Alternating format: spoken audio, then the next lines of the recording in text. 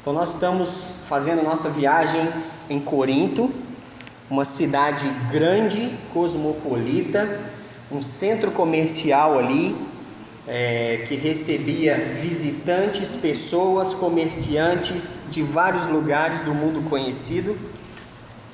Então uma cidade com muita diversidade de costumes, de crenças, de hábitos, e uma cidade, por esse motivo, um pouco complicada.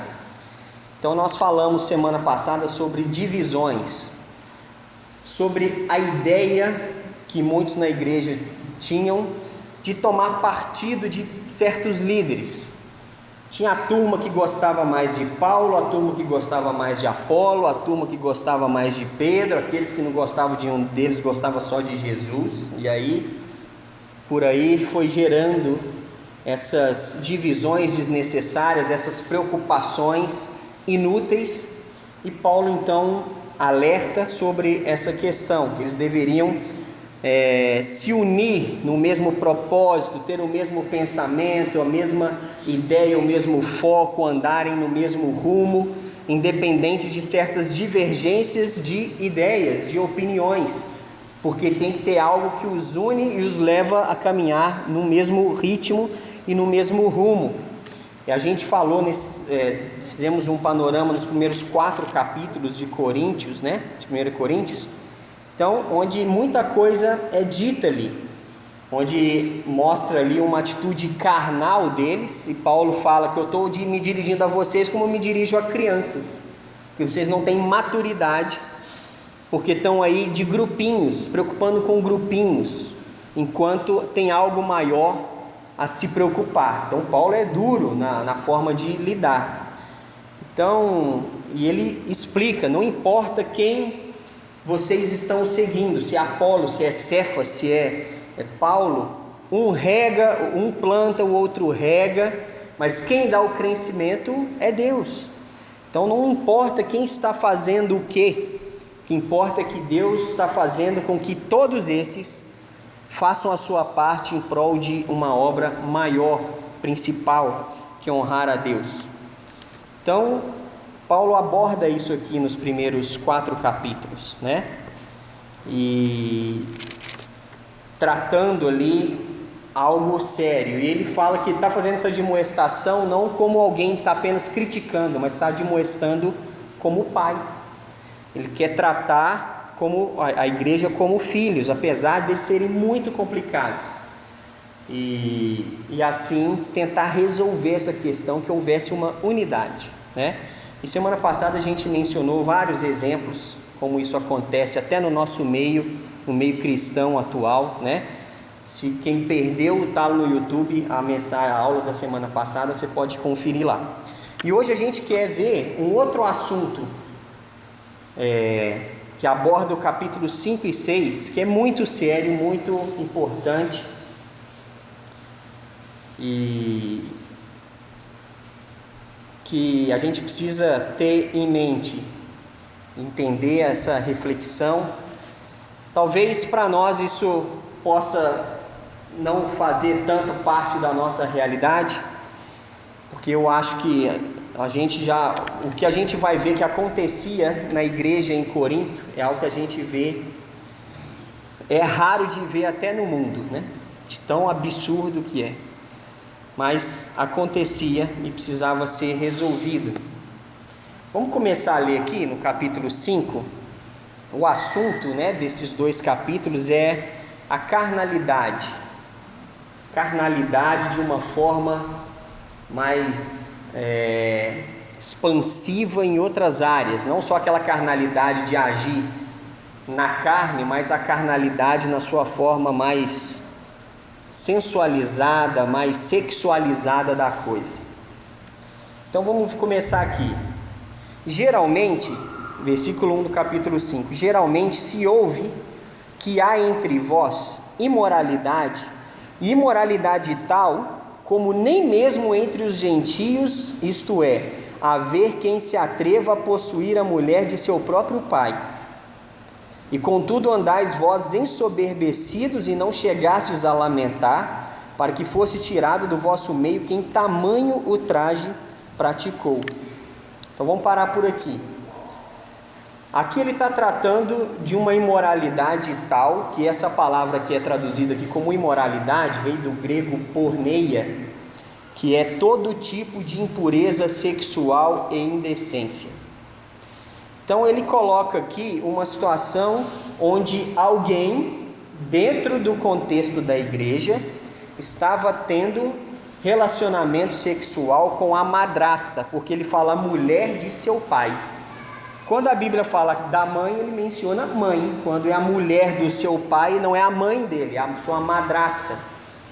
Então olha que ponto chegou Corinto, onde alguém dentro da igreja estava tendo um relacionamento com a madrasta. A gente já eventualmente escuta umas coisas assim, né? É o genro que tem um caso com a sogra. Mas isso é umas coisas absurdas que acontecem. Mas dentro da igreja, imagina Paulo de longe escrevendo isso aqui. Paulo fala, olha, nem entre os gentios se ouve esse tipo de coisa. E vocês estão fazendo isso aí? É completamente sem condições, sem cabimento, sem noção que isso está ocorrendo. Então, era um escândalo até entre os pecadores. Porque se você falar isso com quem é completamente avesso à palavra, ninguém vai achar isso normal, concorda? Você pode falar até com um ateu, sei lá, com quem odeia os princípios cristãos, vai falar o quê? O camarada ter relacionamento com a madrasta? Não, isso não. É absurdo em qualquer esfera de relacionamento. Então isso era imoral, era um escândalo entre até os pecadores, era grosseiro, né? E ele fala, quem se atreva, Paulo usa até como um atrevimento. A pessoa está tendo a audácia de fazer isso dentro de um contexto da igreja. É muita audácia, muito absurdo, muita falta de noção. E ele usa uma outra expressão aqui, no versículo 2: contudo andais vós ensoberbecidos e não chegastes a lamentar, para que fosse tirado do vosso meio quem tamanho ultraje praticou. Ou seja, uma ofensa extremamente grave. Essa palavra ultraje que é colocado nesse contexto. Então era algo completamente absurdo, né? E a gente sabe que existem relacionamentos, a Bíblia não apoia. Depois a gente, isso é um assunto meio controverso, porque a gente sabe que no início não existia uma outra forma da humanidade se proliferar se não houvesse lá no início relacionamentos consanguíneos, concorda? Não tinha gente suficiente. Só que depois de certo tempo, Deus pôs um freio na coisa. Falou, olha, a partir de agora, esses relacionamentos não são mais aceitos. E lá em Levítico 18, você pode ler lá depois, ele fala sobre todos os relacionamentos que são proibidos na lei. Então, relacionamento que não aplica-se entre marido e mulher, propriamente dito, tudo que passa disso é fora, está fora. Então lá em Levítico 18 ele fala que não se deve descobrir a nudez do pai. Descobrir a nudez, quando diz, é ter relacionamento sexual. Então descobrir a nudez do pai, da mãe, da mulher de teu pai, que no caso é a madrasta, da tua irmã. Aí ele menciona quando fala lá em Levítico 18 da tua irmã, então tem filha de teu pai, ou seja, é a meia-irmã, é filha só do pai, não da mãe, então não é irmã 100%, é irmã metade. Filha de tua mãe, a mesma coisa. Nascida em casa, filha legítima. Nascida fora de casa, filha que foi adotada. Filha do teu filho, né? O seu neto e neta. Ele descreve tudo. Filha de tua filha, filha da mulher de teu pai, gerada de teu pai, ela é tua irmã. Então, ou seja, é só irmã por parte de pai. A irmã do teu pai, a tia. irmã da tua mãe, irmão do teu pai. Então, olha, Levítico ele detalha todos os relacionamentos que são proibidos. Mulher do irmão do teu pai, ela é tua tia. Tua nora, ela é mulher do teu filho. Mulher de teu irmão, então ele fala da cunhada, do cunhado, de uma mulher e de sua filha. As duas, tem gente que acaba se relacionando com a mãe e filha ao mesmo tempo.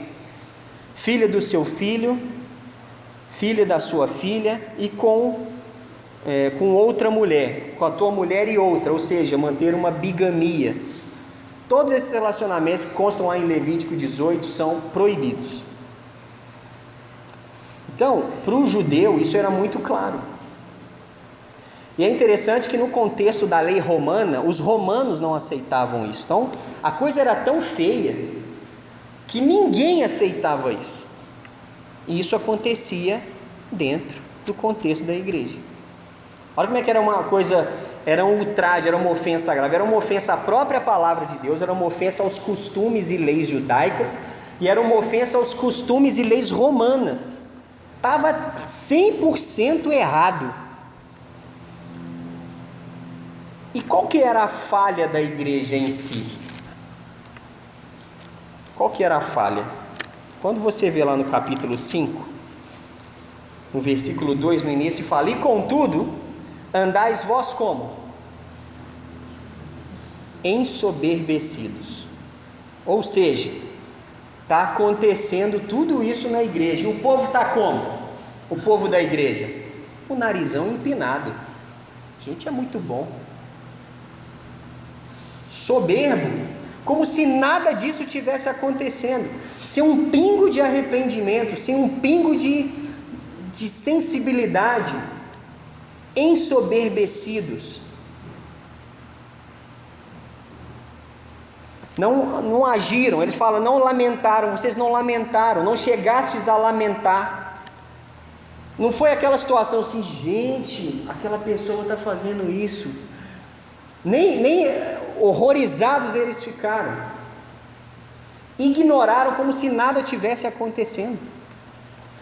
Ficaram ensoberbecidos, não lamentaram, e o pior, não lidaram com a situação, porque no fim do versículo 2 ele diz: não chegasses a lamentar, para que fosse tirado do vosso meio quem tamanho ultraje praticou. Vocês não fizeram nada. Não, mas e o amor cristão, meu filho? Uma pessoa que tem relacionamento com a madrasta dentro da igreja, ou se ela não quer mudar de atitude, não tem como. É o bom senso, não tem condições. A pessoa já está fora da órbita há muito tempo. Não tem como ficar ali e achando que está tudo bem. Não tem como, não pode. Então os coríntios estavam tão descoordenados que isso acontecia dentro da igreja e eles não faziam nada. Então imagina que coisa complicada. Aí o que acontece? Tem algumas coisas aqui que eles tinham que lidar com essa situação. Se você continuar lendo o versículo 3 ali, ele fala: eu na verdade, ainda que ausente em pessoa, mas presente em espírito, já sentenciei, como se estivesse presente, que o autor de tal infâmia seja, em nome do Senhor Jesus, reunidos vós e o meu espírito com o poder de Jesus nosso Senhor, seja entregue a Satanás para a destruição da carne, a fim de que o espírito seja salvo no dia do Senhor Jesus. Então o que Paulo está falando aqui? Lembra que nós falamos sobre essa questão de entregar a Satanás? Na quarta-feira a gente falou sobre isso. É entregue a pessoa às suas próprias... Ela não quer repreensão. Então ela tem que ser entregue às próprias consequências dos seus atos, para ver se através das consequências dos seus atos a ficha cai, e ela então seja arrependida daquilo que está fazendo, para pelo menos num dia ela se arrependa e alcance a salvação, porque do jeito que está, ela não pode continuar naquele meio. Não pode, que ela vai afetar tudo que tem sido feito. E Paulo começa a falar: Versículo 6 também: não é boa a vossa jactância, não sabeis que um pouco de fermento leveda toda a massa? Então ele vai usando o exemplo do fermento. Não se sintam superiores, porque um pouco de fermento no meio vai estragar tudo. Então ele começa a falar: lançai fora o velho fermento, para que sejais nova massa, como sois de fato sem fermento, pois também Cristo, nosso Cordeiro Pascal, foi imolado. Por isso celebremos a festa não com o velho fermento, nem com o fermento da maldade, da malícia, e sim com os asmos da sinceridade e da verdade. Então ele fala sobre essa questão. Então eles tinham razões, né? No versículo 1 existiam evidências, né? Que ele fala, se houve que há entre vós imoralidade e tal. Então era um comentário que já corria. A fama desse ato corria na cidade. Eles tinham o apoio do apóstolo Paulo para lidar com a situação e não agiram. A autoridade era o próprio Jesus, que Paulo fala no versículo 4, que em nome do Senhor Jesus, reunidos vós e o meu espírito com o poder de Jesus nosso Senhor, seja então entregue a Satanás. Então eles tinham a autoridade de Jesus. Paulo dá o exemplo do fermento, versículos de 6 a 8, e ele começa a dar novas advertências. Ele fala que em outra carta, no versículo 9, já escreveu que não vos associeis com impuros. Refiro-me com isso não propriamente aos impuros deste mundo, ou aos avarentos, ou roubadores, ou idólatras, pois neste caso terias que sair do mundo. Mas agora, olha, repara essa expressão: vos escrevo que não vos associeis que alguém que dizendo-se irmão for impuro, ou avarento, ou idólatra, ou maldizente, ou beberrão, ou roubador, com esse tal nem ainda comais. Pois com que direito haveria eu de julgar os de fora? Não julgais vós os de dentro? Os de fora, porém, Deus os julgará. Expulsai, pois, dentre vós o malfeitor. Então o que Paulo está falando aqui? É para ninguém ter contato com pessoas que não têm a mesma fé que eles? Não, não é isso. Tanto que ele fala, senão assim vocês têm que sair do mundo. O problema é aquele que diz que é irmão e fica lá no meio só piorando, atrapalhando e destruindo o que tem sido construído, dizendo que é irmão, mas faz coisa que nem incrédulo faz. Nem o pior dos incrédulos aceita aquilo, e a pessoa supostamente de Deus está lá dentro fazendo aquilo lá. Meu filho, não dá. Sai. Tem que ser convidado a se retirar. Não tem condições. Então isso é muito sério. Porque o que está em jogo, que quando acontece esse tipo de coisa, a fama ruim cai nas costas de quem? De quem? De Cristo. Ah, esse aí não é o cristão da igreja? Desde quando Jesus tem alguma coisa a ver com isso? Nada. Mas recai nele. Então se não vai ajudar, não atrapalha. Não pode ficar ali recebendo esse título e destruindo aquilo pelo qual alguém morreu para construir. Não dá, não pode. E Paulo fala, vocês têm que tratar disso. Vocês têm que julgar essa causa, têm que resolver. Aí Paulo no capítulo 6, ele começa a falar uma coisa contrastando com aquilo que aconteceu nos primeiros 4 capítulos. Lembra que na semana passada a gente falou que eles tinham o costume, os irmãos da igreja em Corinto, qualquer coisinha um levava o outro na justiça. Lembra que a gente falou isso? Ficava levando perante tribunais. Olha que coisa. Aí chega agora, ninguém faz nada. Não é surreal isso? Ah, fulano, emprestei para ele 20 denários, ele demorou 1 mês para me pagar, vou levar ele na justiça. Aí vai lá, tribunal, juiz, maior complicação. Mas na hora que alguém está tendo um relacionamento com a madrasta dentro da igreja, ele está o quê? Quietinho e soberbo. Paulo fala, vocês têm que resolver isso. No capítulo 6 ele começa a falar disso. Ele fala, aventura-se algum de vós, tendo questão contra outra, submetê-lo ao juízo perante injustos e não perante os santos? Então o que ele está falando? Se vocês levam a juiz assuntos tão pequenos que vocês podiam resolver entre vocês para não gerar escândalo para a instituição. Não faz sentido. Conversem entre vocês, julguem suas próprias causas. Você vai levar uma causa pequena para um juiz, vai levar escândalo à instituição da igreja à toa, por causa de coisas que vocês podem resolver internamente. Agora, algo que era para ser tratado, que é muito mais sério, ninguém trata. Então ele fala, no versículo 2 do capítulo 6, ou não sabeis que os santos hão de julgar o mundo? Ora, se o mundo deverá ser julgado por vós, sois acaso indignos de julgar as coisas mínimas? Não sabeis que havemos de julgar os próprios anjos, quanto mais as coisas desta vida? Entretanto, vós, quanto tendes a julgar negócios terrenos, constituís um tribunal daqueles que não têm nenhuma aceitação na igreja.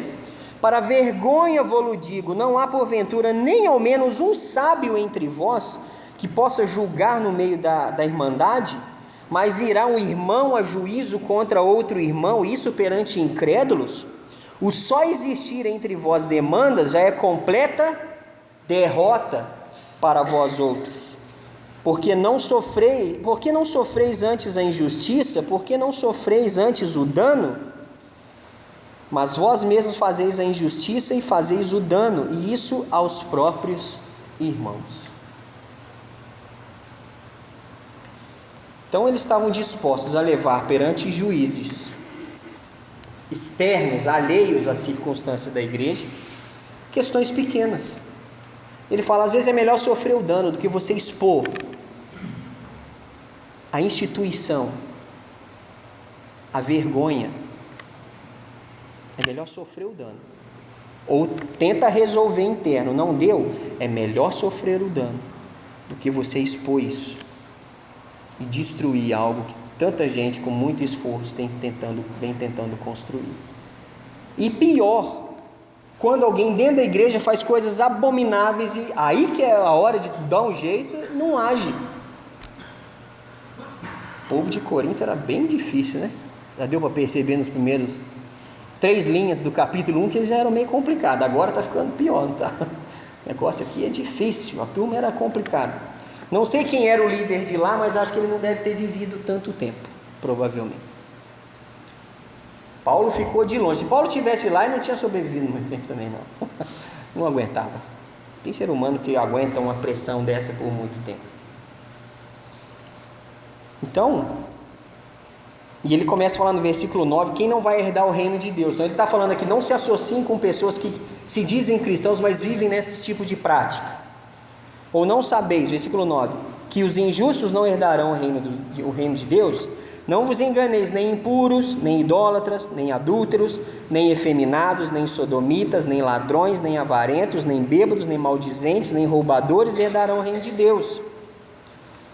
Tais fostes alguns de vós, mas vós vos lavastes, mas fostes santificados, fostes justificados em nome do Senhor Jesus Cristo e no Espírito do nosso Deus. Então ele está falando aqui, quem diz que é irmão, mas continua nessas práticas, não vai herdar o reino de Deus não, porque o pecado, enquanto o pecado está ativo, de forma cotidiana, habitual na vida da pessoa, mostra que ela não desfrutou do perdão, ela não entendeu, ela não assimilou a realidade, então ela continua perdida. E não dá para se associar, andar junto com alguém que está desse jeito. Ah, mas Jesus comia com os pecadores. Sim, mas Jesus fazia uma diferença, não fazia o que eles fazem, não estava com eles enquanto eles cometiam esses pecados. Jesus não ia beber com os beberrões, não. A diferença é essa. Então a gente não tem que se associar nessa forma com aqueles que estão destruindo o que Jesus vem construindo. Não dá. E ele aqui menciona, falando de carnalidade, ele menciona alguns pecados nessa lista que são pecados sexuais, não fala? Que o assunto aqui é imoralidade tal, ou seja, um absurdo sexual tal que acontecia. Isso não poderia ser aceito. Então nessa lista ele fala sobre os adúlteros, fala sobre os efeminados, os sodomitas, E fala sobre outros tipos de carnalidade. E aí ele trata disso, ele começa apresentando o problema, apresenta o outro problema, que era não tratar desse problema, e fala que eles deveriam resolver isso logo entre eles, para não expor a igreja a maior vergonha. E ele começa a falar que já que vocês levam um ou outro na justiça por pequenas coisas, resolvam isso logo entre vocês antes que piora. E aí ele começa a falar que não deve se associar a pessoas dessa maneira. E aí ele volta para o fim do capítulo 6 sobre a questão da imoralidade, sobre os problemas da carnalidade sexual. E ele fala: todas as coisas me são lícitas, mas nem todas convêm. Quando ele fala todas as coisas são lícitas, era um pensamento muito comum em Corinto. Era uma frase comum. Igual hoje a gente tem Deus ajuda quem cedo madruga. Em Corinto era: tudo é lícito. Tudo é lícito. Posso fazer o que eu quiser, ninguém me manda. Ninguém me manda. Você está pagando meus boletos? Não, então fica na sua, eu faço o que eu quiser. É mais ou menos isso, né? Olha o que deu essa ideia. Tudo é lícito, até eu ter relacionamento com a minha madrasta. Que absurdo. Aí Paulo fala: tudo é lícito, mas nem tudo convém. Nem tudo convém. Todas as coisas me são lícitas, mas eu não me deixarei dominar por nenhuma delas. Se alguém quiser do nada bater a cabeça na parede, vai vir um anjo te impedir? Não. É lícito. Você tem a liberdade de fazer, desde que seja algo mais estúpido, absurdo e sem noção. Não vai vir um anjo do céu te impedir, não. É lícito, você tem a oportunidade de fazer. Não quer dizer que você tem que fazer isso. Não é porque você pode, tem a oportunidade, quer dizer que você tem que fazer, ou possa, ou tem a autorização de Deus, o consentimento de Deus para fazer as coisas. Porque tem gente que acha assim: se Deus não quiser que eu faça, Ele vai me impedir. Deus vai impedir, será, sempre da gente fazer as coisas? Não. Se você entrar num carro e querer pegar Rio Branco ali, acelerar de 180, passando por cima de qualquer um, vai vir um anjo do céu tirar o seu pé do acelerador? Não vai. Não vai. Então, você tem condições de fazer o que bem entender, mas não quer dizer que precise fazer isso. E não quer dizer que o fato que você possa fazer algo, que Deus vai estar aprovando isso. É o que muita gente não entende. Ah, mas no mundo acontece tanta injustiça, por que Deus quer assim? Deus não quer assim. Mas o fato de Deus não querer não significa que possa acontecer. É isso que o povo tem que entender. Deus não impede tudo que acontece, Ele permite. Não quer dizer que Ele queira ou goste disso. Então, tudo é lícito, nem tudo convém. Eu não vou me deixar dominar por isso. Não são essas coisas que vão me dominar. Eu tenho que ter um controle. Quem vai pôr esse controle em nós? É a palavra através do Espírito Santo. Lembra do domínio próprio lá em Gálatas 5? Que é um fruto, uma parte do fruto do Espírito Santo? Domínio próprio. Alguém te fecha no trânsito, você quer abrir o vidro e gritar, xingar a mãe, a tia, a avó e a família toda? Você vai se controlar. Você pode abrir o vidro e gritar? Pode, mas convém? Não. Você vai se deixar dominar por isso? Espero que não.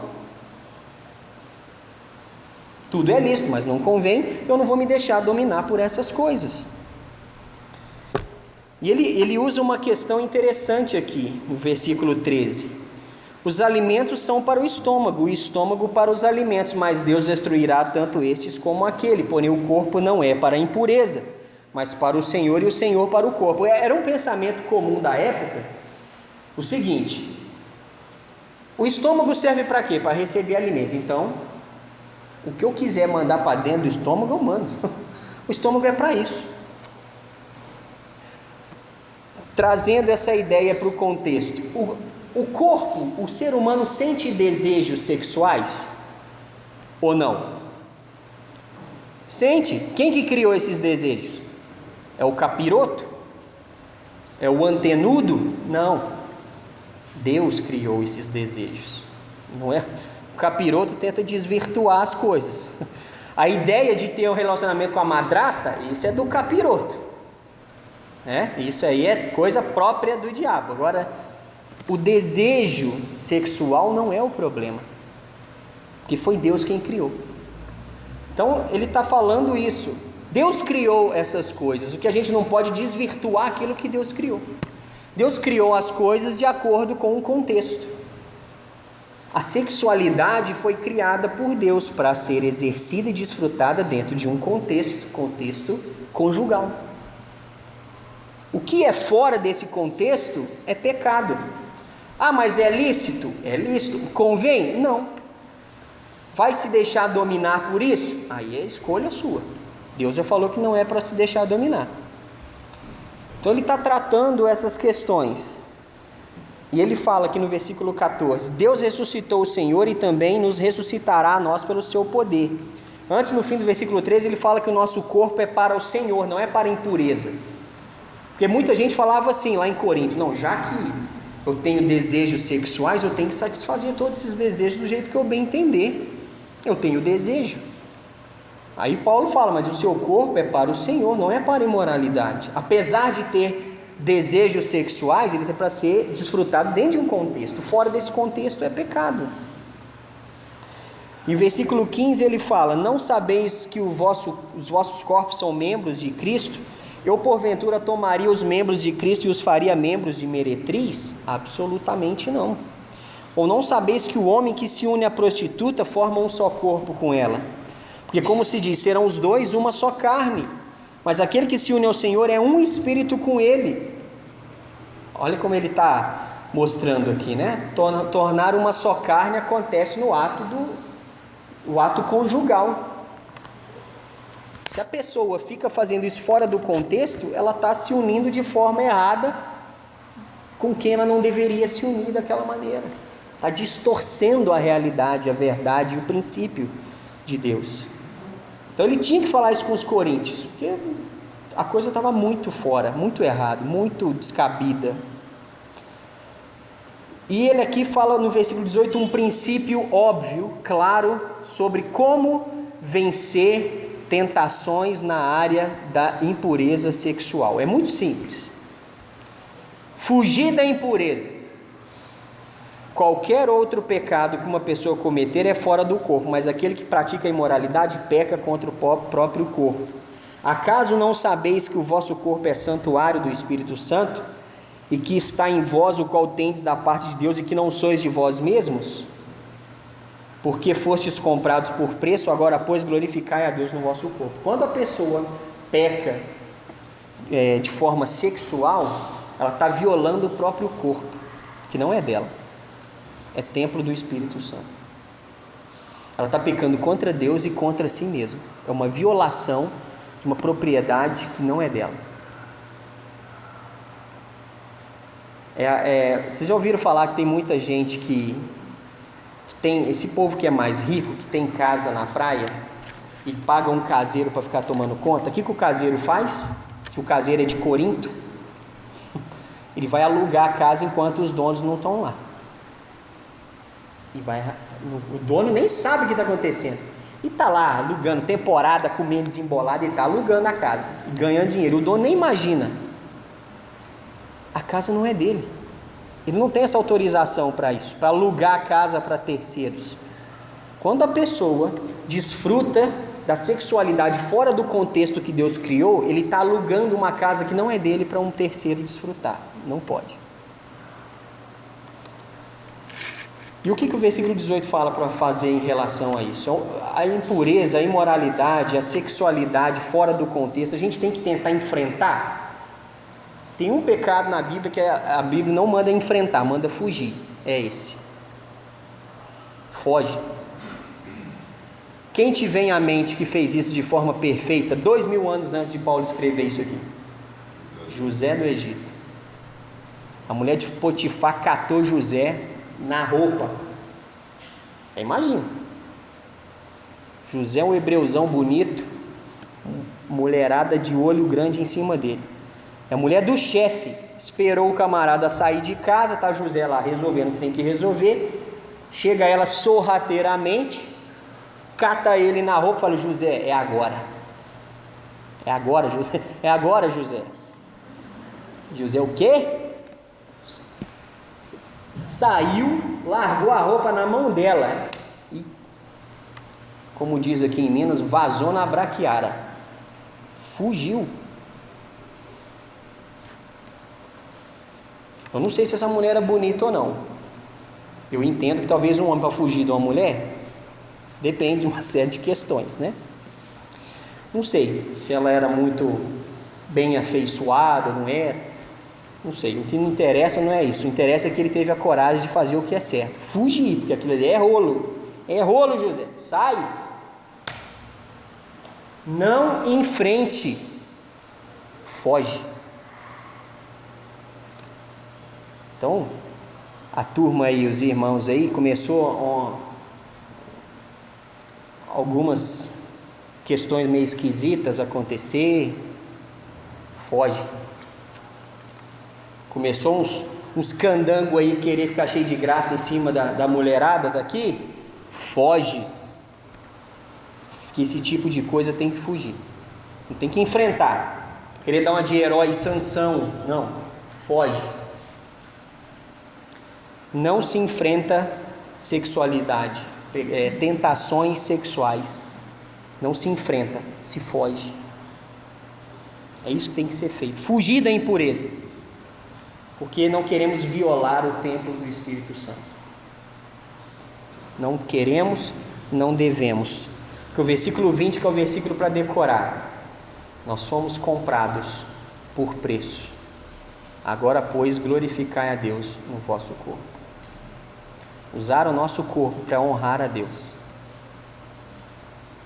Os relacionamentos sexuais dentro do contexto do casamento, dentro do contexto conjugal, honram a Deus, glorificam a Deus.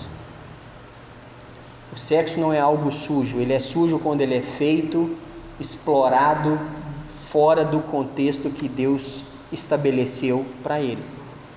Aí sim é sujo, aí é fora, é imoral, é sem condições de acontecer. Então você imaginou, já pensou que coisa estar numa igreja onde tudo isso acontecia e ninguém fazer nada e ter que escutar isso? Mas que bom que Paulo escreveu e isso está disponível para nós aprendermos com esses erros, para que a gente não repita esses erros. Então a carnalidade, ela é infelizmente uma realidade no meio que vivemos. Então a gente tem que ser muito prudente da forma correta de como agir em relação a isso. Amém? Difícil, né? Que igreja complicada, né? E é difícil para todo mundo. É difícil para a gente que está aqui há anos-luz de distância ler que isso acontecia. Sem dúvida foi difícil para Paulo a distância ter que ler e lidar, escrever a esse respeito. Difícil com quem estava lá. É triste, né, que as coisas ocorreram dessa maneira. A questão é, não pode deixar que esse tipo de coisa aconteça. Tem que tratar. Temos que tratar dos nossos assuntos de forma interna e de forma bíblica, né? Resolver as nossas questões, porque isso acontece. Muitas coisas podem ocorrer dentro de uma comunidade cristã e temos que resolver nossos problemas. Não fingir que nada está acontecendo, não ignorar, não andar soberbos, não, nós somos os melhores. Não. A gente tem que lidar, tratar os nossos próprios problemas, entender quem deve reger as nossas vidas, as nossas práticas e aquilo que a gente tem vivido e feito. Então isso é fundamental. E cuidado com essa carnalidade, cuidado com os desejos. Ah, mas o meu coração está sentindo de tal coisa. Seguir o coração é ideia fraca de música sertaneja, que só leva os outros para o buraco. Siga seu coração. Não, faz isso não. Não segue coração não, que é rolo. Coração não se segue, coração se guia pela palavra. Tem que guiar o coração, não é seguir o que ele manda. Ah, mas eu estou sentindo tal coisa por alguém, mas esse alguém está dentro do contexto que a Bíblia te permite? Não, não está. Então, não segue seu coração, guia ele dentro daquilo que a Bíblia está mandando. O povo está seguindo o coração, está se dando mal, e eles estão culpando Deus por isso. Mas eu não sou de Deus, eu não sou cristão, por que Deus não impediu? Deus não vai impedir. Deus já te deu, olha o que Deus já fez, já te criou. Viu que a gente ia fazer tudo errado, ia ter pecado, Adão, Eva, aquela complicação toda. Desde antes da fundação do mundo ele já sabia disso, já providenciou uma solução. O povo vai errar, vai complicar, mas eu já desde antes do mundo ser criado, já estabeleci que esse pecado seria punido através do meu Filho Jesus, que é justo, que nunca pecou, para que eles tivessem a oportunidade de voltar para mim de novo. Deus já tinha resolvido tudo. Não só isso, eu ainda vou permitir que o meu Espírito, eu habite neles pelo meu Espírito. Eu vou deixar a minha palavra com todas as instruções, tudo o que tem que fazer, tudo que não pode fazer, tudo que é lícito, tudo que não é lícito, tudo que ajuda, está tudo escrito. E o povo ainda tem a audácia de falar que Deus não tinha que impedir. Ele já fez tudo. Ele tem que impedir o quê? Só se ele tirar a sua vida então, porque não tem mais o que ser feito. Ele já criou, já resolveu a questão da salvação, quer habitar na sua vida através do próprio Espírito que Ele colocou em você e deixou a palavra dele para saber tudo o que deve e o que não deve. A gente quer mais o quê?